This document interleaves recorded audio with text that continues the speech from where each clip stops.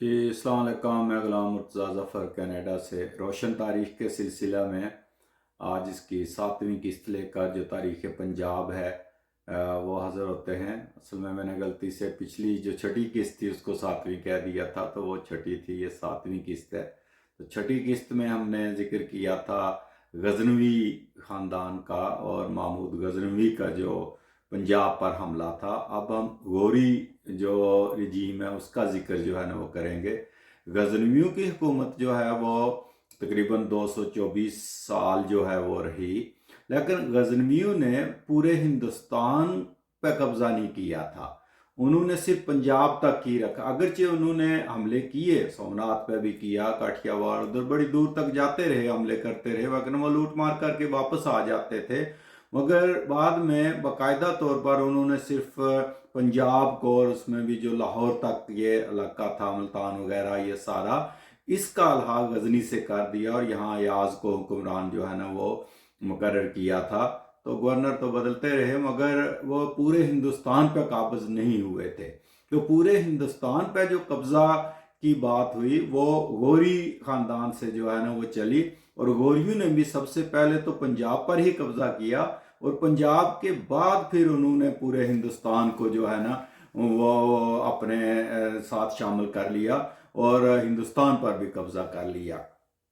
तो ये जो गौर है ये हरात और गजनी के दरमियान में एक इलाका था जहाँ ये गौरी जो ख़ानदान है ये रहते थे, और ये बड़े किस्म के डाकू, जंगजू, कुछ भी कह लें इनको, इस तरह के थे जो लूट मार करते थे और बड़े ताकतवर हो गए थे। तो गजनी को भी ये टारगेट किया करते थे। तो महमूद गजनवी के जो फिर आगे आए जो है ना उसके जो जानशीन थे, तो उन्होंने इनको फिर जेर कर लिया था और तकरीबन 100 साल तक ये उनके खराज देते रहे गौरी जो है ना वो उनको। और बाद में फिर गजनवियों ने भी अपनी ताकत बढ़ाने के लिए इनके साथ कुछ रिश्तेदारियां जो है ना वो कर ली थी।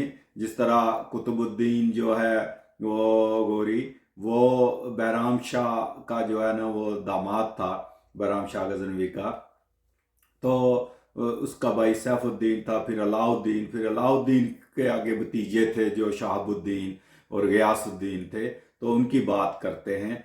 तो किसी वजह से फिर क्योंकि अब गौरी काफ़ी मजबूत हो चुके थे और गजनवी जो हुकूमत थी वो बहुत कमज़ोर होती जा रही थी, तो इन्होंने फ़ायदा उठाया गौरियों ने उससे, और फिर गजनी पर बाद में कब्ज़ा कर लिया। इसमें इख्तलाफात कुछ चूँकि शुरू हो गए थे, हालांकि कुतुबुद्दीन जो है वो बैराम शाह का दामाद था, मगर फिर बैराम शाह ने उसे कैद करके उसको जहर देकर मार दिया था। उसके भाई सैफुद्दीन ने बदला लेने की कोशिश की, मगर बैराम शाह ने उसको भी शिकस्त देकर उसको कत्ल कर दिया। तो फिर उसके भाई जो थे अलाउद्दीन जहाँसोज जिसे कहते थे, तो उसने जो है ना वो फिर गजनी पर चढ़ाई की और इनको तहस नहस करके जो खुसरो शाह था वो भाग कर फिर गजनी छोड़ गया, लाहौर चला गया। और फिर इसने जो है वो गजनी जो है वो गौरियों के वो कब्ज़ा में जो है ना वो आ गया। तो इस तरह जो शहाबुद्दीन है उसने फिर अपने बाप का बदला लेने की जो है ना वो कोशिश की।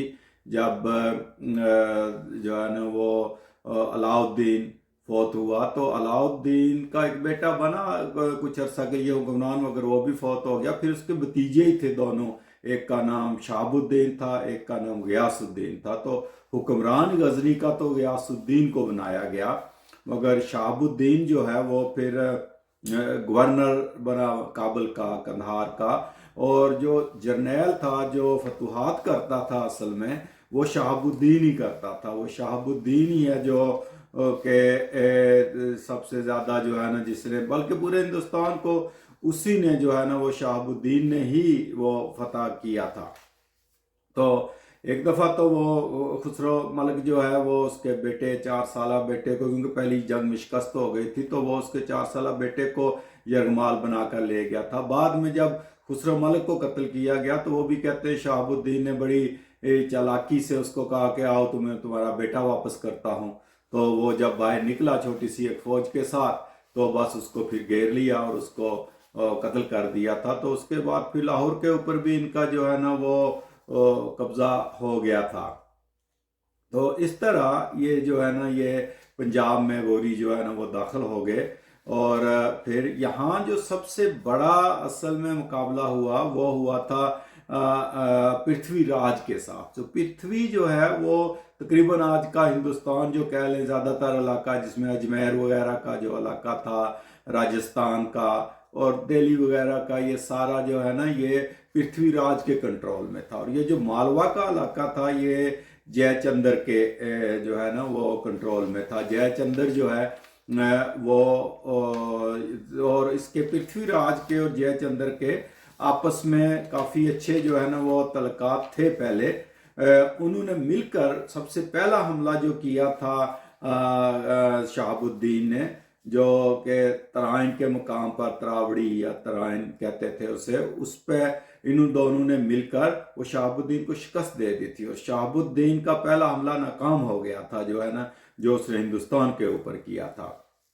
تو اس سے کہتے ہیں کہ شہاب الدین اتنا دل برداشتہ بھی ہوا، غصے بھی ہوا، کہ اس نے قسم اٹھا لی تھی کہ میں آج جب تک میں اس جنگ کا بدلہ نہیں لے لیتا شکست کا، اس وقت تک نہ میں کپڑے پہنوں گا نئے، اور نہ میں چارپائی پر سوؤں گا، نہ میں اپنی کسی بیوی کے پاس جاؤں گا، حرم میں جاؤں گا۔ تو سنا ہے کہ ایسے ہی کرتا تھا کہ اس کے کپڑے پھٹ گئے تھے، لیکن وہ اس کے اوپر اور کپڑے پہن لیتا تھا، لیکن ان کو نہیں وہ بدلتا تھا۔ تو اس نے پھر جو ہے نا وہ پرتھوی راج کے ساتھ ایک دفعہ پھر 1 سال کے بعد جا کر اس نے جو ہے نا وہ پرتھوی راج کو چیلنج کیا۔ تو یہ 120 لاکھ کی فوج لے کر گیا شہاب الدین، مگر ادھر پرتھوی راج جو ہے وہ بھی کوئی اس کی 3 گنا زیادہ فوج تھی۔ تو انہوں نے جو ہے نا وہ پھر مقابلہ کیا، تو اس میں بھی یہ ان کو جو ہے نا وہ شکست ہونے ہی لگی تھی، مگر پھر انہوں نے جو ہے نا وہ حملہ کیا اور شکست دے دی جو ہے نا وہ پرتھوی راج کو، اور پرتھوی راج کو گرفتار کر کے یہ لوگ جو ہے نا وہ لے آئے۔ کچھ کہتے ہیں کہ غزنی لے آئے، وہاں آ کر اسے جو ہے نا وہ قتل کر دیا تھا، کچھ کہتے ہیں کہ اجمیر میں کر دیا تھا۔ تو اسی طرح اب ہندوستان کی تاریخ پڑھیں تو وہ کہتے ہیں کہ پرتھوی راج جو ہے نا وہ ان کا ہیرو تھا، اسی لیے انہوں نے اپنے جو میزائل ہیں اس کا نام پرتھوی رکھا ہوا ہے، اور پاکستانیوں نے غوری رکھا ہوا ہے۔ تو کہتے ہیں کہ 1 2 3 روایتیں ہیں کہ پرتھوی راج کو جب گرفتار کر کے لے آئے غزنی تو اندھا کر دیا تھا، اس کی آنکھوں میں سلائیاں پھیر دی تھی شہاب الدین نے، مگر کسی نے بتایا کہ یہ جو پرتھوی راج ہے یہ بہت بڑا نشانچی ہے تیر کا۔ تو اس نے کیا کیا کہ شہاب الدین نے اس کو بلایا اور اس کو کہا کہ تیر کمان پکڑو، اور میں جو گھنٹی بجے گی اس کے اوپر آپ نے نشانہ لگانا ہے۔ تو وہ کوئی گھنٹی جب بھی بجاتے تھے تو وہ اندھا تھا، لیکن اس کو نشانہ لگا دیتا تھا۔ تو جس بندے نے یہ بتایا تھا اسی نے پرتھوی راج کو بھی کہا کہ جب راجہ شہاب الدین تالی بجائے گا تو تم اس کو تیر مار دینا۔ تو اس کہتے ہیں کہ جب اس سارے نشانے اس نے لگا دیے پرتھوی راج نے، تو انہوں نے تالی بجائی شہاب الدین نے، تو پرتھوی راج نے اپنی تیر کمان لے کر تیر چلایا اور سیدھا اس کے گلے سے پار کر دیا شہاب الدین کے، اور اس کا انتقال ہو گیا وہاں۔ تو لیکن اس کی صداقت کا کوئی ثبوت نہیں مل رہا ہے۔ کچھ کہتے ہیں کہ نہیں، وہ تو واقعہ جب شہاب الدین تو ادھر سہاوا کے قریب جو ہے نا، جی ٹی روڈ کے قریب جو ہے، وہ جہلم کے قریب جو ہے نا گکھڑو نے مارا تھا اسے، تو وہاں کیسے جو ہے نا وہ اگر وہ جا کر غزنی میں اس نے حملہ کیا، اگر اجمیر میں تھا تو پھر اس کی قبر اجمیر میں ہونی چاہیے تھی۔ بہرحال ہر کسی نے تاریخ میں تھوڑی بہت توڑ مروڑ ضرور ہوتی ہے، اپنے اپنے حساب سے جو ہے نا وہ لکھ لیتے ہیں سارے۔